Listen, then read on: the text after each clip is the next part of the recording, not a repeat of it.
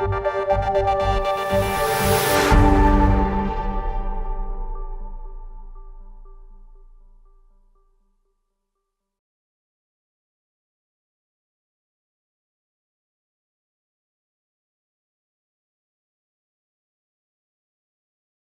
everyone. Today in our series of Docplexus KOL interviews, we are honored to have with us Dr. Ananda Basu.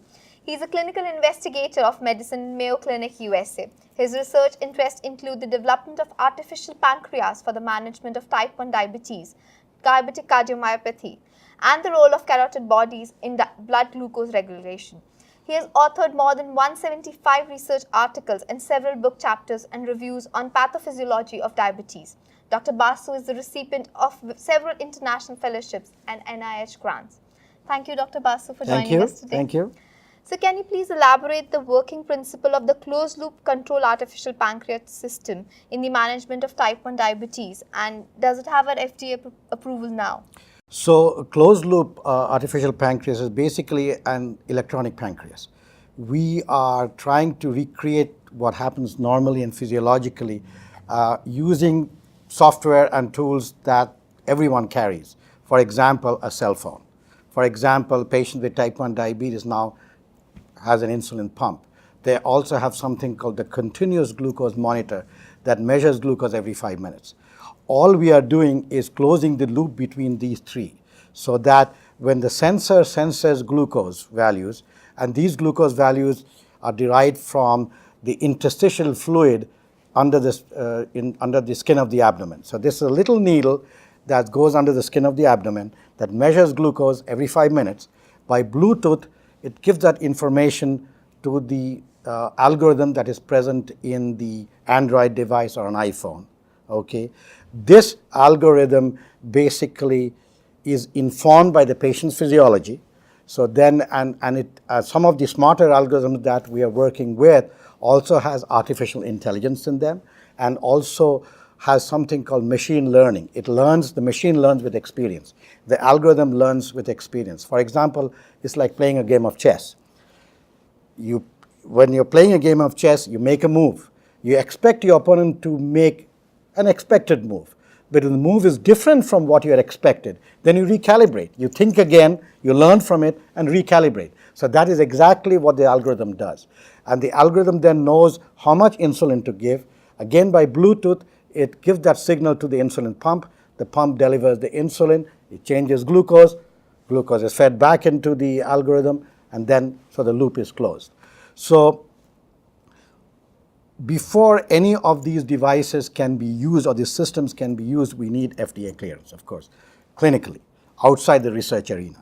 Now, there has been a recent, very basic, very simple artificial pancreas device that has just been approved by the FDA, and that is from the Medtronic's hybrid closed loop. So the hybrid closed loop, in the true sense of the word, is really not an artificial pancreas, because all it does, or the main thing it does, is to reduce the risk of hypoglycemia at night. Okay. It doesn't take care of high blood sugars. It doesn't automatically take care of high blood sugars in the daytime after a patient eats. So the patient involvement and input is a lot in that hybrid closed loop. But yes, it is the first basic version 1.0 of the closed loop. What we are working on is probably a version 5.0 or a 6.0 of the artificial pancreas, where not only will we regulate low glucose, we will also regulate high glucose with minimal input from the patients. So this version 1.0, which has been recently cleared by the FDA, is it cost effective for the patient? Not yet. So that's something we'll have to, Now, again, I might say that some of the devices and, the collaborators that we're working with are trying to minimize the devices that a patient has to carry. So what we are trying to do is trying to dispense with the phone, and we are trying to see if we can put the algorithm inside the pump. So basically all then the patient has to carry is the pump and the sensor. And again, we're also working with some companies that has the sensor and the pump together, all in one device. So again, these are works in progress. And those are really the version 7.0 or 8.2. The other part of the versions is that so far the version that has been approved is insulin only. Okay. Now, we are working with other hormones because insulin is not the only hormone that regulates blood glucose. Glucagon regulates blood glucose. Another hormone that is a hormone called amylin. So amylin is another hormone that is secreted with insulin when a patient eats, when a person eats.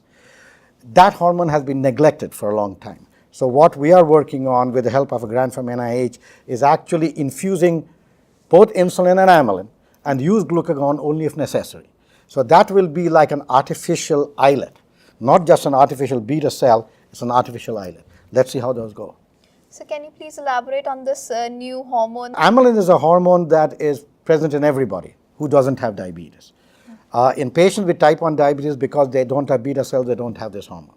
So this hormone, amylin, what it normally does is when you eat, insulin goes up, blood sugar goes up, and amylin goes up.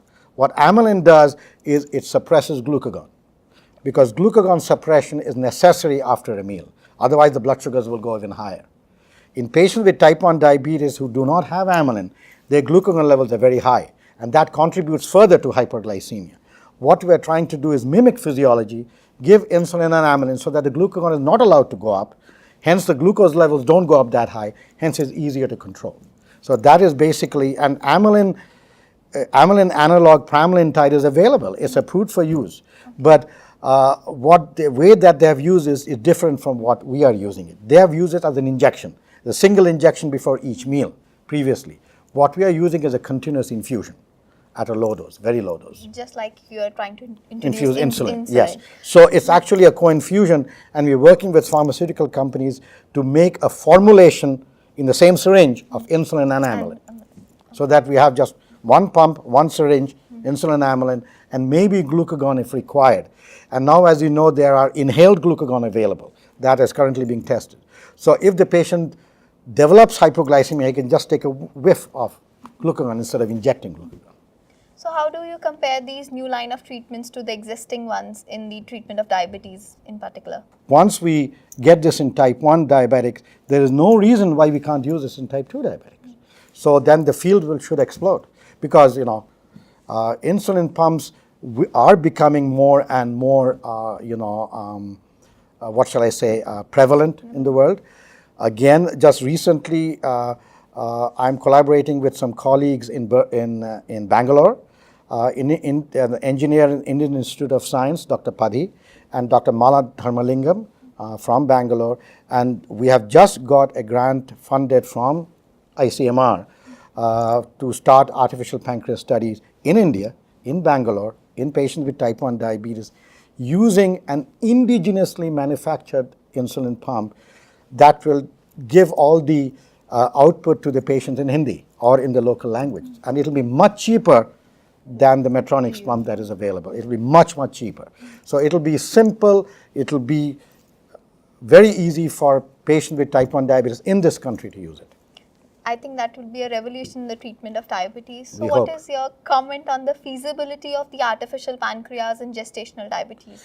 There have been some studies from Cambridge, UK. Because of regulatory reasons, FDA has not yet approved for us to do testing in gestational diabetics, especially with type 1 diabetes. But once we have shown that the artificial pancreas is safe in non-pregnant adults with type 1 diabetes, I'm sure the next step would be in pregnancy. Dr. Basu, since you have a very good, rich clinical experience, I must say, so is there any specific patient case that you would like to share with the users? So this is a patient, a young lady that I saw of Polish extraction.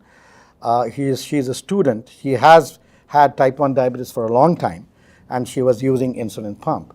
But what she developed is a rare complication of this. Wherever she was injecting insulin with the pump under the skin of the belly or in the arm or the leg, she was getting severe atrophy of fat, so that there was big dimples all around her. And she is a young lady, a young active student who wants to do sports, who wants to do fashion, etc. It was difficult for her because cosmetically it was very difficult. Imagine yourself with big lumps in your abdomen, etc., and also in your arms and legs. So we didn't know what to do. She has very high levels of insulin antibodies, but that was not the cause. So what we did was we took a lesson from physiology. Now, in physiology, as you know, steroids cause fat hypertrophy. Okay, so what we did was in each vial of insulin that she was taking to use her pump, we introduced 1 milligram of hydrocortisone, very low dose of steroids, very, very low dose. And we said we didn't know whether it would work. We just looked at physiology, maybe it will work. And we persuaded our Mayo Clinic pharmacy to formulate that in a bottle and give it to her so that she can use it. And with that, this fat atrophy has gone away. So these areas are filling up. She can wear a swimsuit again, and she can do her usual activities at that age, and she's really very happy. Again, this is very rare. I don't know how common this is in this country, but this is very, very rare. And I've asked one of my trainees to write this up for publication, but this is a very rare case. So is the atrophy quite rare in insulin? No, atrophy is not rare, but usually these atrophies are mild. In this patient, it was very severe. It was like big dimples.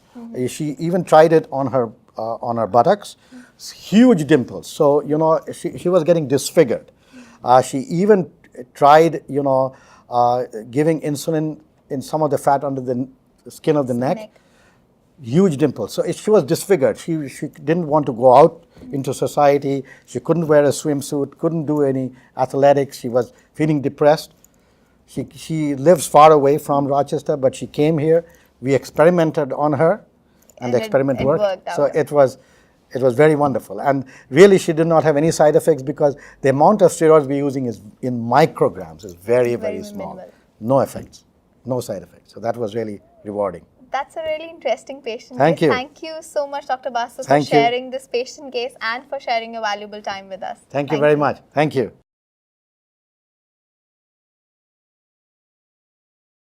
To stay updated on our latest KOL videos and interviews, please follow us on Twitter, like us on our Facebook page, and subscribe to our YouTube channel. Happy Docplexing!